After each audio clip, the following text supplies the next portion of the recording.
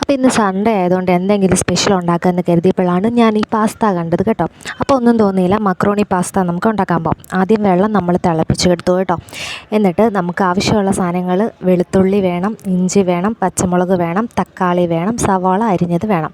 വെള്ളം ഒരുമാതിരി ചൂടായി വരുമ്പോൾ അതിലേക്ക് നമുക്ക് ഒരല്പം ഉപ്പിട്ട് കൊടുത്തിട്ട് നല്ലപോലെ ഒന്ന് ഇളക്കാം. കാരണം പാസ്ത ഉപ്പിടുമ്പോൾ നല്ലപോലെ വേകുകയും ചെയ്യും, പാസ്തയ്ക്കകത്ത് ഉപ്പ് പിടിക്കുകയും ചെയ്യും. എന്നിട്ട് നമുക്ക് പൊട്ടിച്ചെടുത്ത പാസ്ത അതിലേക്ക് ഇട്ടിട്ട് നല്ലപോലെ ഒന്ന് തിളപ്പിച്ചിട്ട് നല്ലപോലെ വേവിച്ചെടുക്കണം. എന്നിട്ട് അത് പച്ചവെള്ളത്തിനകത്തിട്ടൊന്ന് ഒന്നുകൂടെ ഒന്ന് കഴുകിയെടുക്കണം, കാരണം അത് ഒട്ടിപ്പിടിക്കാതിരിക്കാൻ. പിന്നെ നല്ലൊരു നോൺ സ്റ്റിക്ക് പാൻ വെച്ച് ആദ്യം നമ്മൾ വെളുത്തുള്ളി ചെറുതായിട്ട് അരിഞ്ഞിട്ടു, ഇഞ്ചി ഇട്ടു, പിന്നീട് നമ്മൾ ആവശ്യത്തിന് പച്ചമുളക് ഇട്ട് കൊടുത്തിട്ടുണ്ട്.